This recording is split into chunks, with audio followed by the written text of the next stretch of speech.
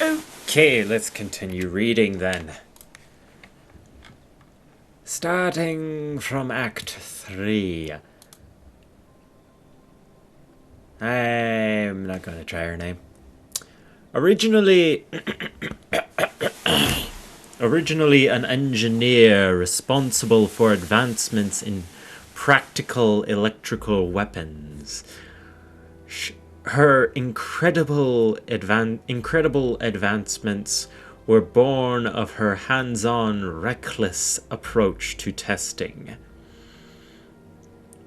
Although this approach led to her demise, she was brought back to life by the mending machinery of the infamous Dr. Henry Blackbrew. Her sadism and masochism are unlimited, unmatched, and perhaps unstoppable in her pursuit of protecting and policing the people of Gloomrot. Heh.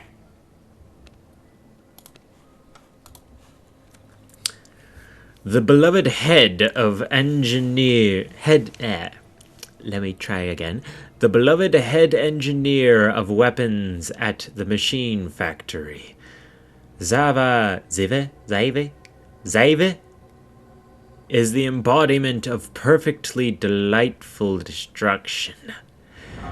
Truly in love with her deadly experiments, she is always at the forefront at pushing for greater means of bringing a suitably painful and spectacular death to whoever ends up in the wrong end of her unstable technology. On the wrong end of her unstable technology, I said in. Which end often changes from trigger pull to trigger pull.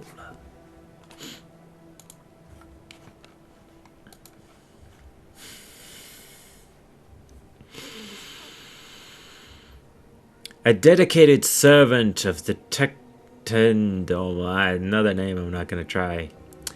He was an exterminator that possessed a natural cruelty and resilience unmatched by any of his peers. I do not think this game remembers most of its descriptions, or the developers don't. Unlike any good soldier, he gave his life for his cause, or tried to anyway. Dr. Henry Blackbrew could not let such an asset go to waste, and brought him back to life with a brutal surgery few others could survive. He was dead. How did he survive? He didn't survive it. He lives now, at the mere cost of every last scrap of his humanity. Ooh, gay.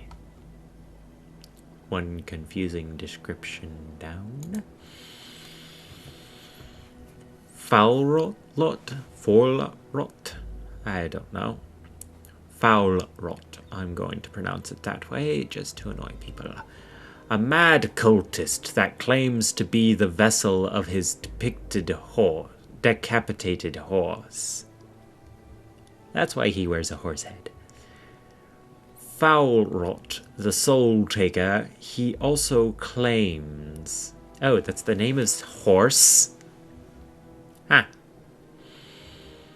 He also claims his blades take their victims straight to the great darkness, an effort to feed or please some infernal power. Whether or not there's truth to his claims, his head count is undeniable.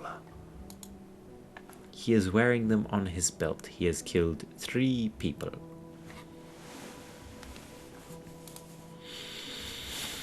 Ben, the Old Wanderer. This old survivalist seeked to explore the cursed forest, despite knowing it's dangerous. As the curse began to cloud his mind, he found ways to fight against it. With his cloak and helpful little wisp he'd captured in a lantern, his strange magical defense prevented the curse from taking full control.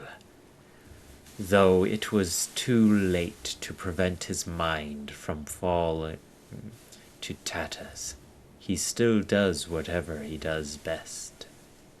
What he does best: survive.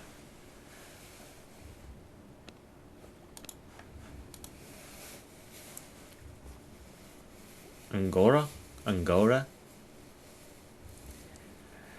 A massive spider of legendary age and progeny. The Spider Queen resides in the twisted web-woven depths of the cursed forest's winding caverns. No living creature save for her children has ever entered and lived to tell the tale. She is the first one I beat.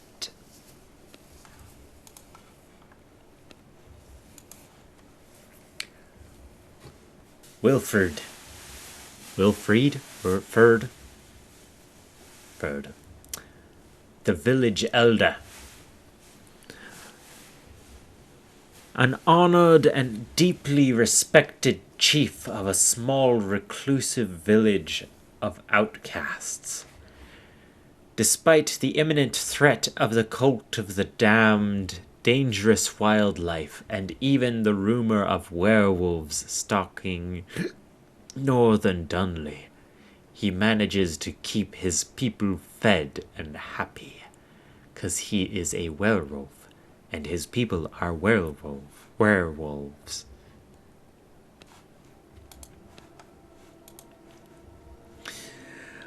Albert, the Duke of... I'm not trying to pronounce that.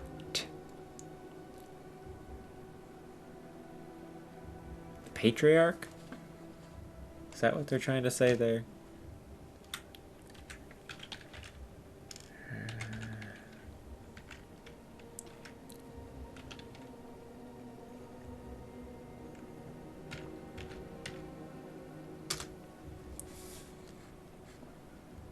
Patriarch.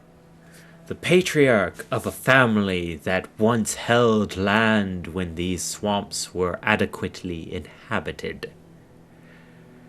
Over time, the cursed land twisted them, leaving this horrible, twisted toad that only remembers its lust for gold and jewels.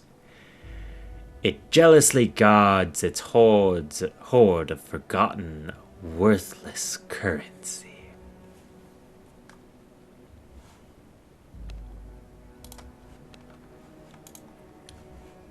Shrill. I